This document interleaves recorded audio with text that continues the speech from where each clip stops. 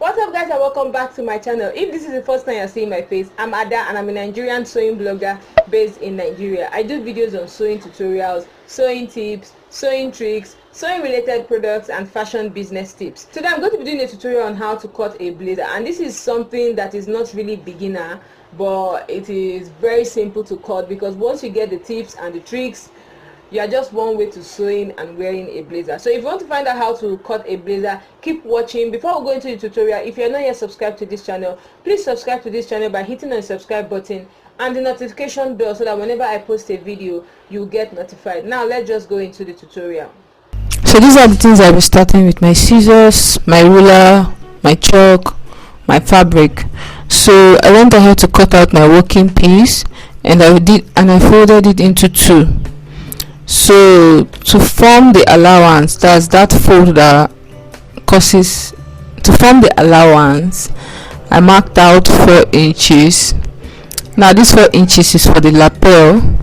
On a normal day you need about 2 inches or 2.5 inches at most, but I wanted to go for a very exaggerated blazer, so that's why I marked out 4 inches. But please, it is 2 inches or 2.5 inches. Okay, I was going for something quite different, that's why I marked out 4 inches. So after marking that, I use a straight line and I connected my markings together, and after that I went ahead to fold it into 4. So you know the way we normally like fold for skirts, this one is acting like the zip allowance, but it's not the zip allowance, it's the lapel allowance. Like I said, you have to mark 2.5, not 4 like I did. So from there I marked 3 inches for my neck width. Then I marked 1 inch for my neck depth. Now what you want to find interesting about the blazer is the front is under, so what I'm marking presently is the back. You understand? So after marking that, I connected them and drew it into a dimension of the neckline.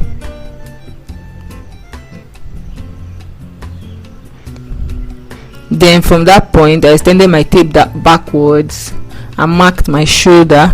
Mind you, I have like 1 inch allowance. You know, when you're doing a princess that you add 1 extra inch so you can shape out the excess in your shoulder. So after marking my shoulder point, I used my ruler and I drew the shoulder slant. So to get the shoulder slant, you just have to mark 1/2 inch downwards from your shoulder point. So on there as well, I marked 8 inches for my armhole point. Then I drew my armhole curve.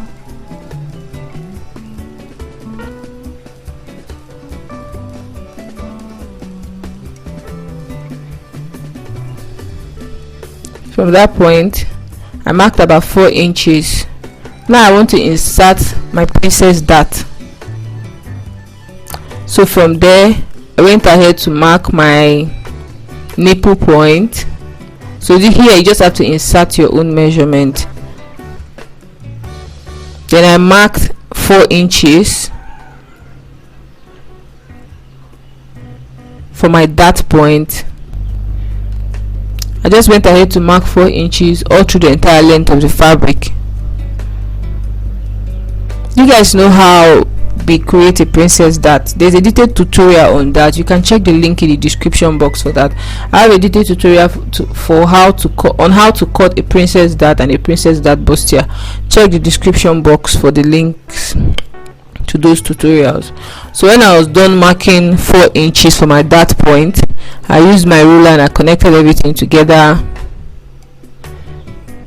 So I just drew a straight line.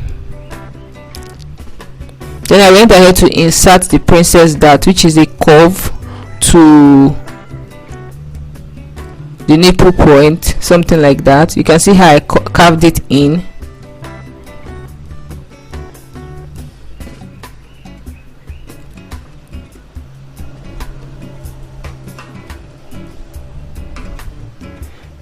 I wanted to make sure it was well inserted and well curved. I didn't want any pointed end.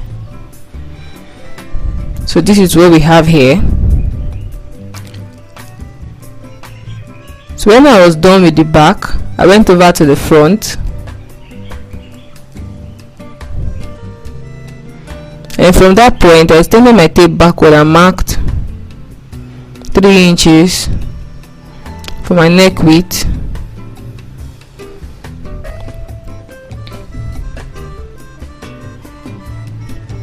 Then I marked 3.5 inches for my neck depth, and I curved it like so. So I branched the curve from the main fabric down into the lapel extension.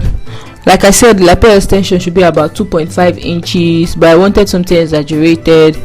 That is why it's like this. Then I marked 14 inches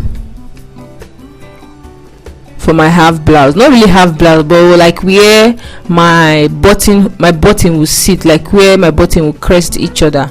So that was what I did. So after marking that point, I went ahead to mark 1 inch outwards. Then I marked 1.5 inch inside. I don't know if you understand all these things I'm saying, but just look at what I'm doing.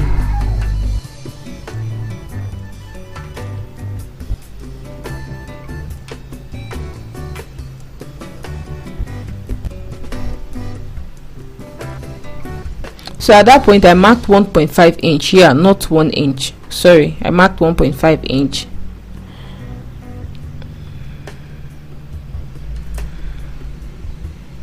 So when I was just done joining my markings together, this is what it looks like. That place is 1.5 inch, then down to the 1 inch point, 1.5, down to the 1 inch point.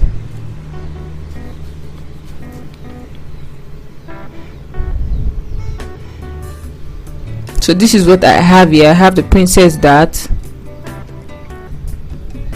So first of all, I'm going to start with the front, and I just cut using the guidelines I've created with my markings.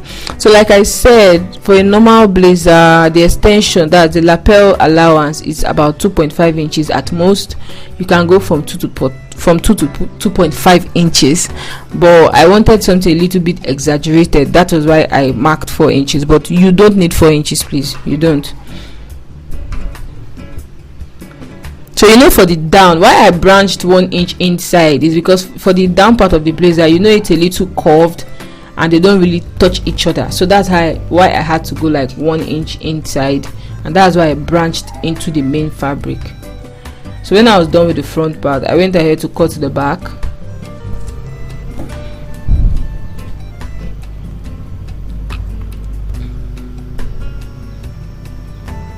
So I'm done cutting the back neckline, then the shoulder line, then the armhole,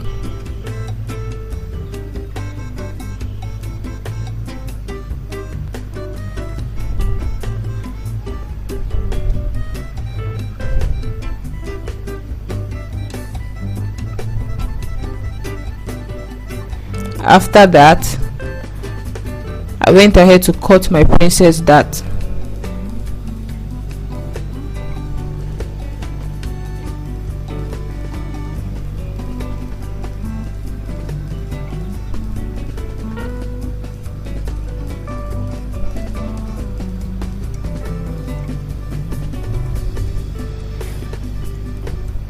So if you've watched like the detailed tutorial I have for how to cut a princess dart, I talked about adding an extra 1 inch to my shoulder point, and when you're done cutting the princess dart, you take it out. This is because normally if you leave it like that, by the time you're done sewing your princess dart, it will come out as an excess. But if you take out the 1 inch after you're done cutting, everything is all balanced up. So you can check that tutorial for better understanding. So I marked out that 1 inch I added and I took it off.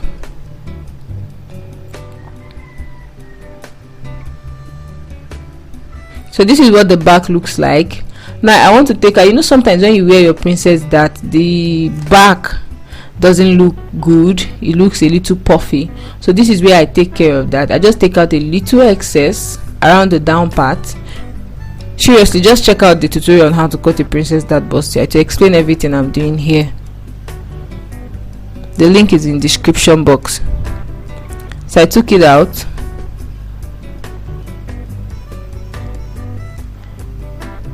and I have my back piece.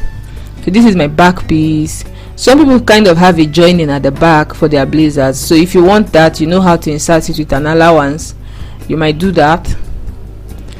Now I want to cut the facing for the front part, for the front lapel part. You know, for the lapel we are going to fold it over, so I want to cut the facing.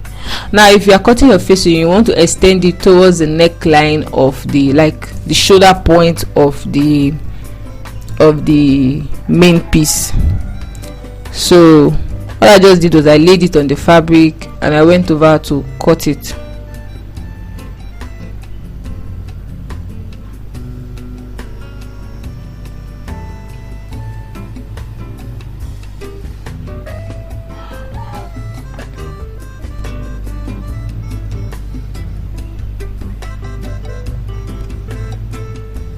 So this is the front part.